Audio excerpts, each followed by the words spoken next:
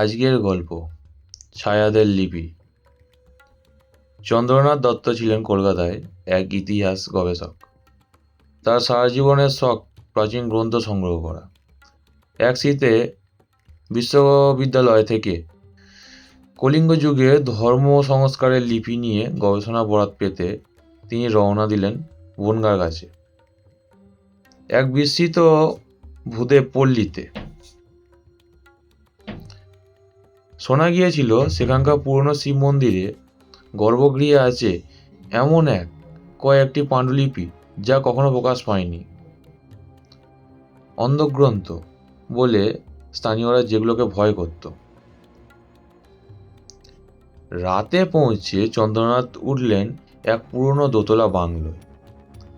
স্থানীয় কেয়ারটেকার হরিপদ সতর্ক করেছিলেন, বাবু, সন্ধ্যের পর ওই মন্দির পাড়ে যাইবেন না, ওইখানে বাতাসে শব্দ শুনি।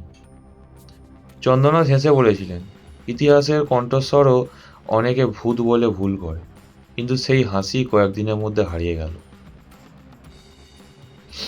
তৃতীয় দিনের সন্ধ্যায় কেরোসিন লণ্ঠন হাতে চন্দ্রনাথ নেমে গেলেন মন্দিরের নিচের খাদের পথে।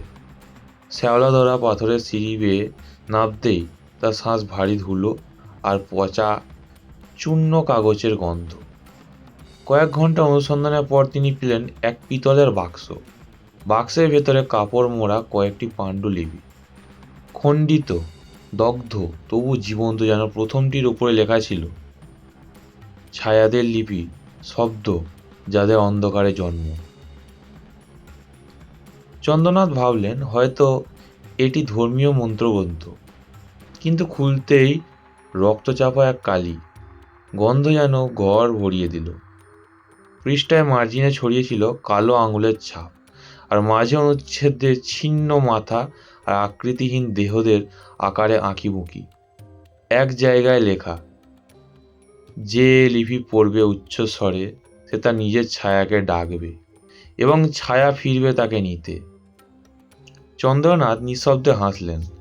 লোকগাথা, ভাবলেন তিনি। কিন্তু রাত হলেই ঘটতে শুরু করলো অদ্ভুত কিছু। প্রথম রাতে তিনি শুনলেন মৃদু পায়ের শব্দ নিচতলা থেকে উপরে উঠছে। দরজা বন্ধ, বাতাসহীন, ঘরের লণ্ঠনের শিখা বারবার নাচছে। মধ্যরাতে কারো ফিসফিসানি শব্দ অসম্পূর্ণ, কিন্তু ছন্দটা তার নিজের কণ্ঠস্বরে প্রতিধ্বনি করে যেন। পরদিন সকালে দেখা গেল তার ছায়া নেই। সূর্যের আলোয় শরীর দেখা যায়, কিন্তু তাকে অনুসরণ করা সেই কালো প্রতিবিম্ব কোথাও নেই। চন্দ্রনাথ বুঝলেন না কি ঘটছে। রাতে আবার বই খুললেন। তৃতীয় পাতায় নিচে লেখা, যার ছায়া হারিয়ে যায় সে আর নিজের নয়। সেই রাতে হরিপদ আকাশ চিৎকার করে দৌড় পালালো। পরে গ্রামবাসীরা বলল তা দেখেছে ডাক্তারের ঘরের জানলায় আলো, আর ভেতরে অদ্ভুত নাচ, আলোক স্রোতে ছায়াহীন শরীরের ঘূর্ণন। দুদিন পর হরিপদ সাহস করে ফিরে এলো। ঘর ফাঁকা, টেবিল শুধু সেই পাণ্ডুলিপি খোলা চাপা অবস্থায়, বাতাসে পুরনো কালি আর শুকনো রক্তের গন্ধ।